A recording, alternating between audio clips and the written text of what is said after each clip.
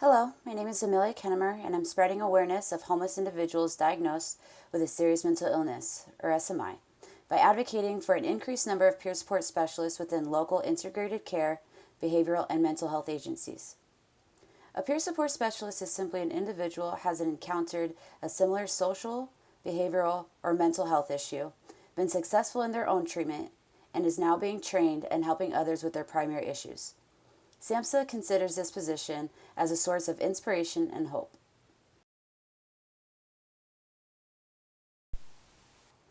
The problem lies in the comorbidity of being homeless with a severe mental illness.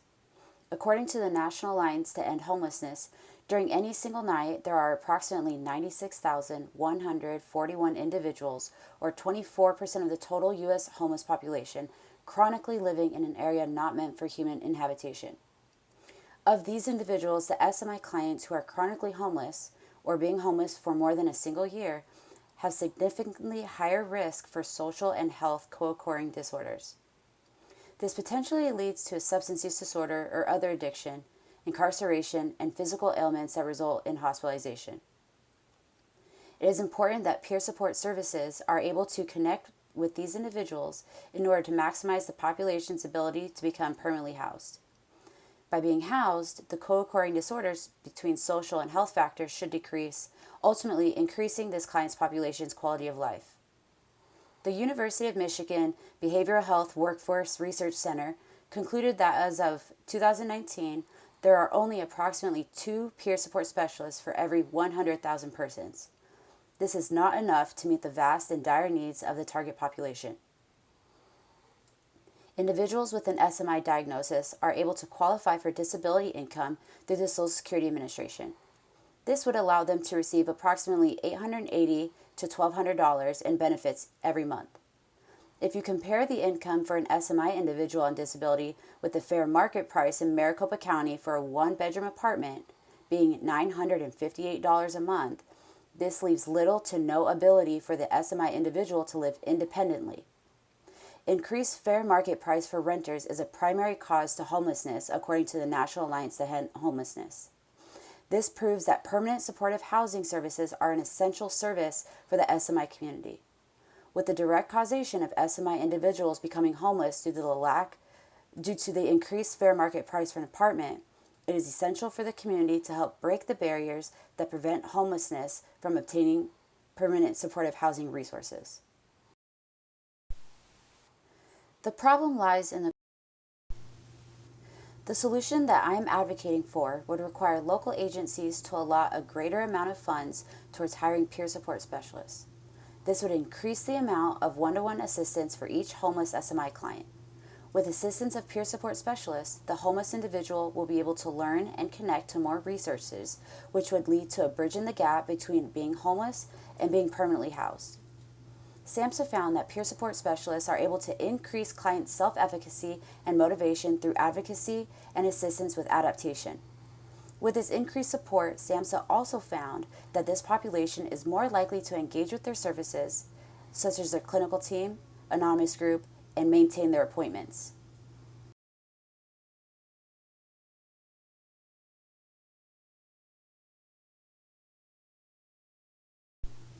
So, why should there be more awareness surrounding SMI clients? Some people might ask this while thinking of all the services that are already provided for this population. While there are services that can help them meet their treatment goals, the individual would first need to be educated enough in the system and agency to understand how to connect with the services. With an SMI diagnosis and the addition of homelessness, these clients have a more unique set of needs than other homeless individuals with any mental illness. Their SMI diagnosis is determined because their mental illness is causing a considerable amount of disruption to their life. Being homeless only compounds these issues. Peer support specialists are able to help increase physical, social, and economical support for these clients. This includes reducing hospitalization by motivating the client to maintain contact with their PCP and clinical team, increasing social support through engagement with anonymous groups and appropriate programs, as well as their financial state by connecting the client to resources through the system navigation, which also helps the client break barriers that have prevented them from seeking out resources.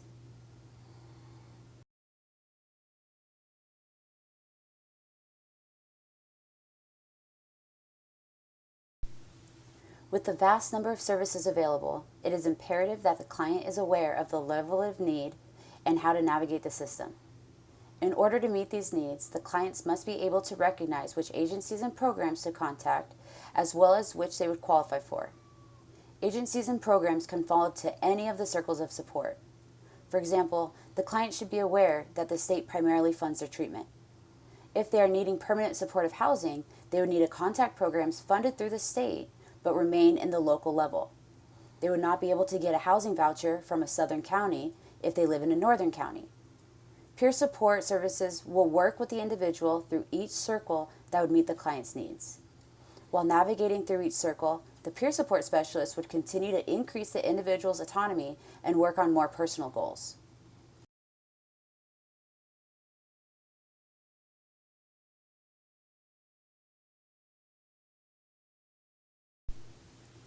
Peer support runs full circle. The peer support specialist is unlike most positions at an agency. This individual has had to learn how to navigate the system on their own or with other assistants and has physically and emotionally walked down a similar road that their client is currently going through. The peer support specialist has had to have encountered the same or similar mental health and social issues, worked through and completed treatment from an agency, then complete a peer support training program. Once the individual has completed their program, they would go on to help others. This is also seen in peer-run programs such as anonymous groups. One can consider a peer support specialist like a formal sponsor.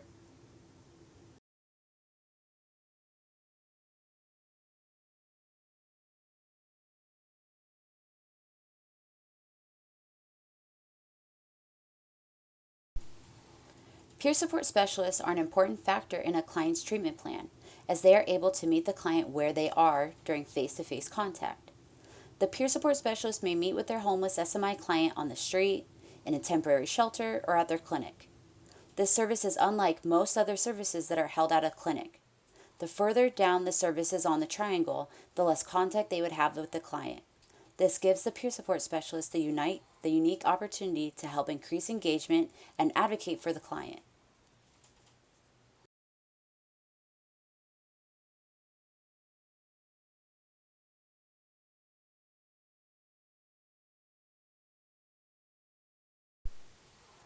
The goal is that the client maximizes their ability to meet their needs through engagement from the state level down.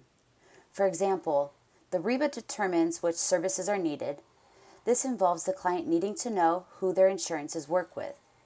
Then, the client will connect to a clinic, engage with their clinical team, and maintain contact with their peer support specialist.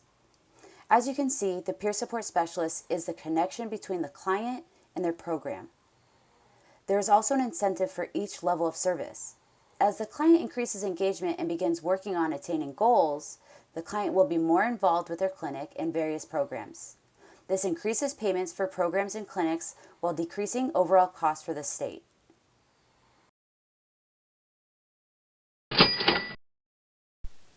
In order to show the financial incentive for agencies to allot more funds towards peer support, one can take a theoretical look of how a single agency would be able to maximize their ability to help their homeless SMI clients achieve their goal of obtaining permanent housing.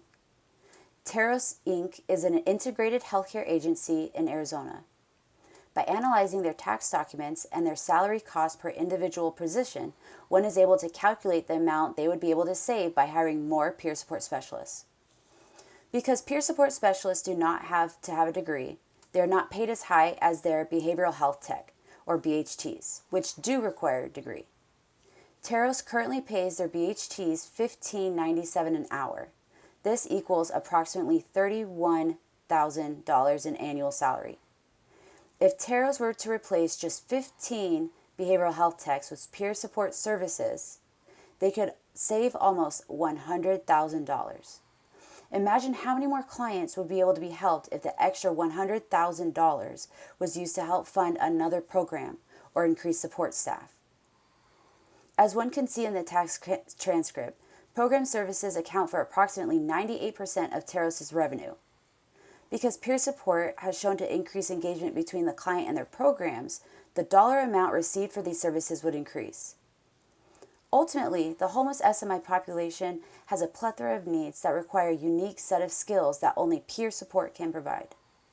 By increasing peer support services within an agency, the homeless SMI population would be able to increase their autonomy and ability to reach their goals. Not only is there a financial incentive for agencies to hire more peer support specialists, but it also helps the community and enhances the client's quality of life. And this is why I'm advocating for the homeless SMI population.